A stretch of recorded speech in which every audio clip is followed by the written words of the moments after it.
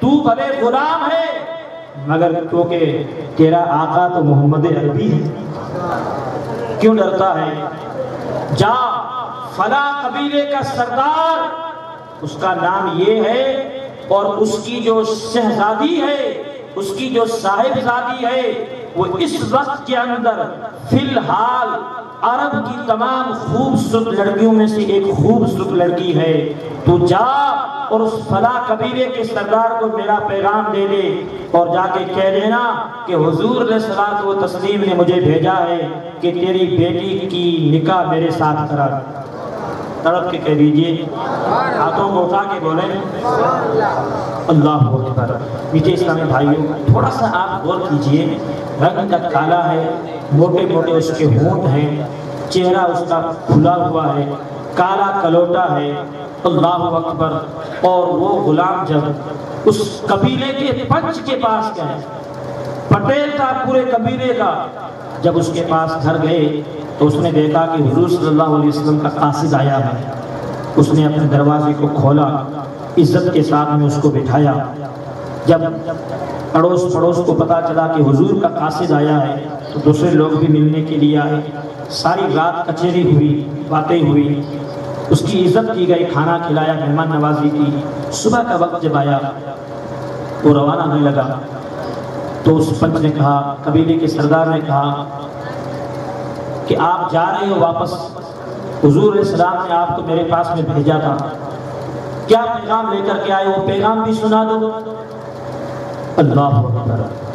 اب سنو میرے آقا کریم صلی اللہ علیہ وسلم کے نوجوان اسلامی بھائیوں، آپ سنو کیسی گھڑی آئی کیا، حضور کے کہنے پر اپنا سب کچھ قربان کر دینا۔ یہ بات میں عرض کر رہا ہوں۔ اس صحابی جو غلام تھا اس نے عرض کیا، مجھے حضور نے اس لیے بھیجا کہ آقا کریم نے آپ کو یہ پیغام بھیجا ہے کہ آپ اپنی بیٹی کی نکاح مجھ غلام کالے کلوٹے کے ساتھ میں کرا۔ وہ مدینے کی خوبصورت شہزادی تھی اور وہ قبیلے کا سردار تھا۔ جب اس نے یہ بات سنی تو اس کے پاؤں کے نیچے سے زمین کھسک گئی۔ اب نہ تو وہ ہاں کر سکتا ہے نہ کر سکتا ہے، کیا کرے؟ اچنبے میں پڑ گیا، تعجب کے اندر پڑ گیا، کہاں میری بیٹی آسمان کا چاند اور کہاں یہ غلام کالا کلوٹا، اور وہ بھی ملک حبشہ کا۔ میں اپنی بیٹی کو اگر میں کہوں کہ بیٹی تو اس کے ساتھ میں نکاح کر دے، شادی تیری میں اس کے ساتھ میں کراتا ہوں، تو راضی ہو جا، اور اگر میری بیٹی نے اگر منع کر دیا تو میرے مصطفیٰ کے حکم کی نافرمانی ہو جائے گی۔ اللہ اکبر۔ کشم میں پڑ گیا بیچارہ وہ پنچ پٹیل، وہ قبیلے کا سردار، نہ ہاں کر سکتا ہے نہ کر سکتا ہے۔ اسی کشم عالم کے اندر گھر کے پردے کے پیچھے سے اندر سے آواز آئی، ایک معصومانہ آواز آئی، اور بیٹی نے عرض کیا، ابو جان کیا سوچ رہے ہو، کس فکر کے اندر ہو؟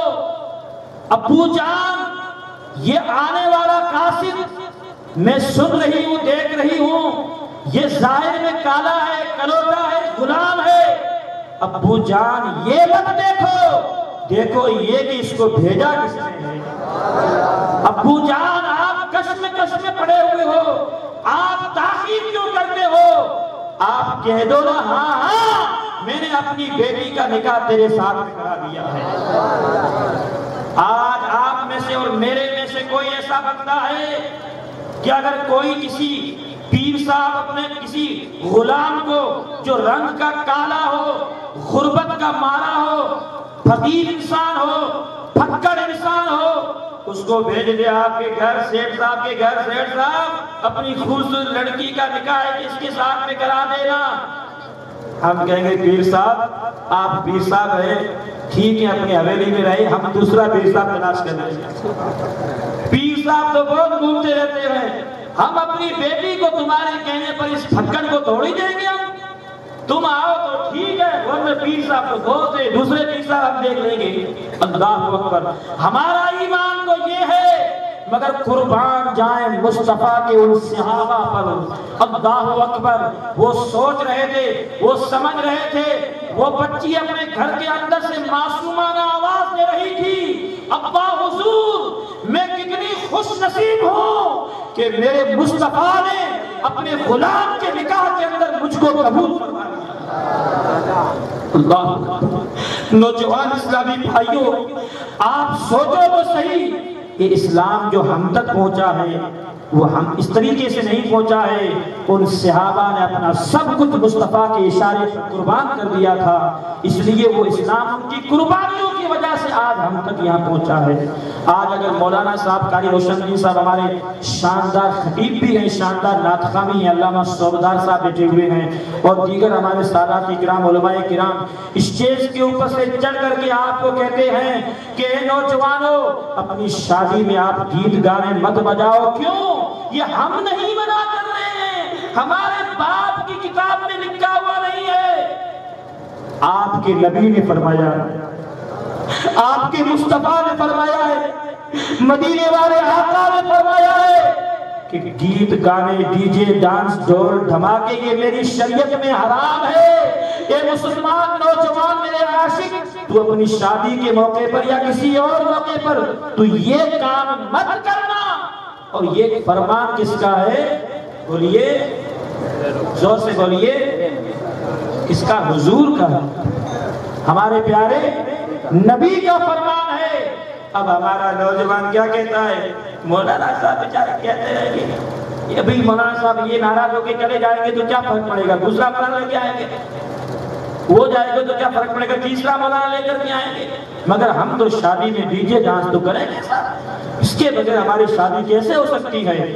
یاد رکھیں، جس کی شادی ڈی جے ڈانس کے ساتھ میں ہوئی، جس کی شادی مرلی ڈھول دھماکے کے ساتھ میں ہوئی، اس کے گھر میں رحمت کے فرشتے نہیں آئیں گے، اس کے گھر میں بھوت پلیت پریت جن جنات اور شیاطین اس کے گھر میں جمع ہو جاتے ہیں، اور اللہ کی رحمت کے فرشتے وہاں سے چلے جاتے ہیں۔ ظاہر ہے جس کی شادی میں بھوت پلیت شیطان آئیں گے تو اس کی بھوشیہ، اس کی زندگی اور اس کی شادی کیسی ہوگی؟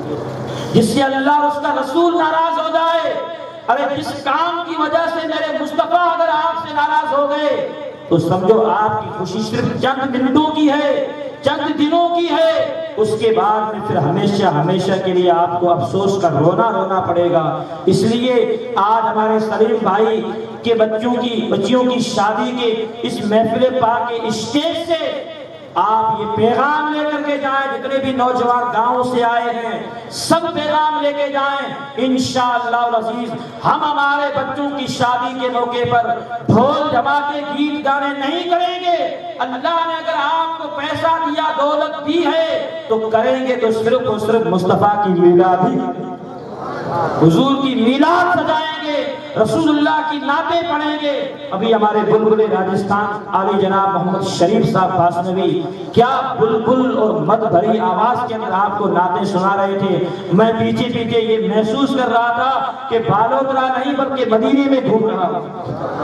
آج سلیم بھائی صاحب اور ان کے اہل خانہ کتنے خوش نصیب ہیں قسم خدا کی کہ ان کی بچیوں کی شادی کے موقع پر ایسی نعت خوانی انہوں نے کرائی، مصطفیٰ کی ایسی بہترین ثنا خوانی کرائی کہ ان کے گھر کے آگے بیٹھنے والے سب لوگوں نے یہاں بیٹھے بیٹھے مدینے کی سیر۔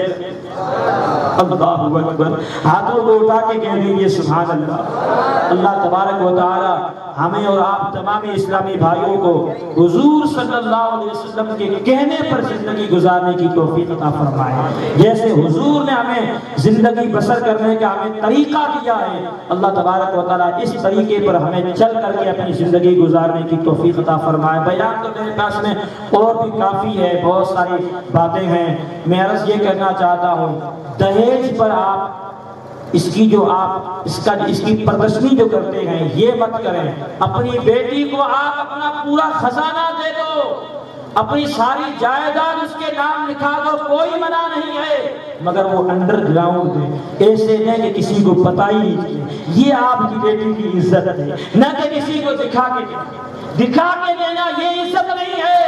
آپ اپنی بچی کو سادگی کے ساتھ میں نکاح کرا کے بھیجیں، مگر انڈر گراؤنڈ آپ اس کو اتنا دے دیں اتنا دے دیں اتنا دے دیں کہ وہ زندگی بھر کسی کی محتاج نہ ہو۔ یہی اسلامی طریقہ ہے۔ انشاءاللہ العزیز ایسی محفلوں سے آپ یہ پیغام لے کر کے جائیں۔